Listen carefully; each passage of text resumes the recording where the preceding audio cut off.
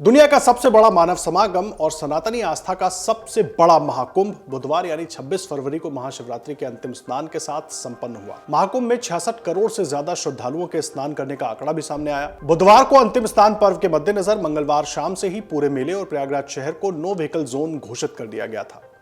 महाशिवरात्रि को लेकर यूपी के सीएम योगी आदित्यनाथ ने क्या कुछ कहा, एक बार जरा वो भी सुन लीजिए। देवादिदेव महादेव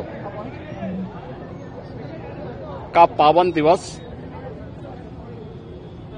पूरे प्रदेश वासियों को महाकुंभ प्रयागराज में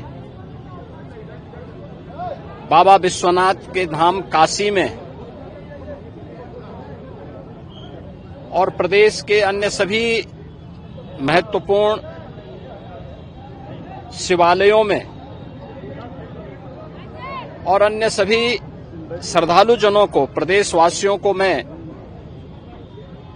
महाशिवरात्रि की हृदय से बधाई देता हूं, अपनी शुभकामनाएं देता हूं। देखिए, प्रयागराज में ये महाकुंभ इसलिए भी बेहद खास था क्योंकि यहाँ परम ब्रह्म ब्रह्मा जी की इस यज्ञ भूमि पर संतों के शिविरों में कई संकल्प पारित हुए और यही नहीं, केंद्र के साथ साथ राज्य की सरकारों ने विकास का खाका भी प्रस्तुत किया। त्रिवेणी तट पर हिलोरे मारती आस्था के बीच सामाजिक, धार्मिक, आर्थिक हर पहलू पर नई लकीरें भी खींची गई। बताया जा रहा है कि इस बार का महाकुंभ करीब 3 लाख करोड़ से ज्यादा के कारोबार वाला रहा है। इन 45 दिनों में पूरी दुनिया मानो यहां सिमटी दिखाई दी और सनातन धर्म के वैभव का हिस्सा बनने के साथ आध्यात्मिक चेतना को भी आत्मसात किया गया। राष्ट्रपति, उपराष्ट्रपति, प्रधानमंत्री, गृह मंत्री, रक्षा मंत्री समेत अधिकांश केंद्रीय मंत्री, मुख्य चुनाव आयुक्त, शीर्ष नौकरशाहों के अलावा उद्योगपति गौतम अडानी, मुकेश अंबानी, एप्पल के सह संस्थापक स्टीव जॉब्स की पत्नी पॉवेल जॉब्स, अक्षय कुमार, कटरीना कैफ समेत कई बड़े फिल्म स्टार भी इसका हिस्सा बने।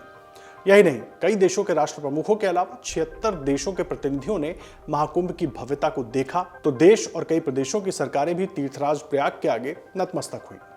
सिर्फ इतना ही नहीं, महाकुंभ को लेकर सियासत भी जमकर हुई।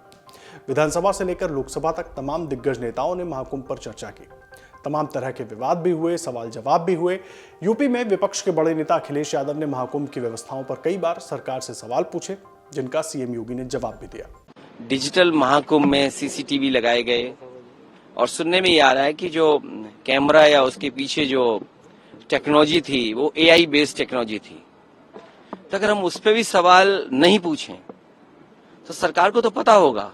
फिर एक दिन सरकार ये कहती है कि उन्होंने नेटवर्क के माध्यम से संगम नोज पे ये जानकारी की है कि उस समय पर 16,000 मोबाइल उस समय नेटवर्क में थे। तो ये आंकड़े जो बताए जा रहे हैं, अगर आंकड़े आप पर ये आ रहे हैं तो लाशों के आंकड़े क्यों नहीं दे रही सरकार?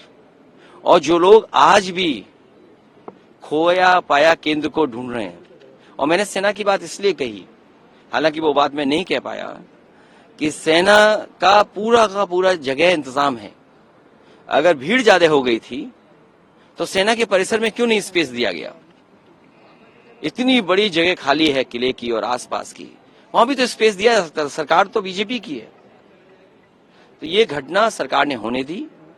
अब जानकारी नहीं देना चाहते हैं और जो कोई थोड़ा बहुत जानकारी देगा उस पर एफआईआर हो जाएगी। और जो स्वीटनर दिए गए हैं कुछ लोगों को, उनके स्वीटनर रुक जाएंगे। तो इस भव्य और दिव्य महाकुंभ का अब समापन हो चला है। अंत में आपको क्या लगता है महाकुंभ के इस महाआयोजन को लेकर हमें कमेंट बॉक्स में आकर जरूर बताइएगा और हमारे उजाला पर बने रहिएगा। अगर आप ये वीडियो YouTube पर देख रहे हैं तो हमारे चैनल को सब्सक्राइब कर बेल आइकन दबाएं और Facebook पर देख रहे हैं तो हमारे पेज को लाइक करें। 8 मिलियन प्लस सब्सक्राइबर, आपके इस भरोसे के लिए बहुत धन्यवाद।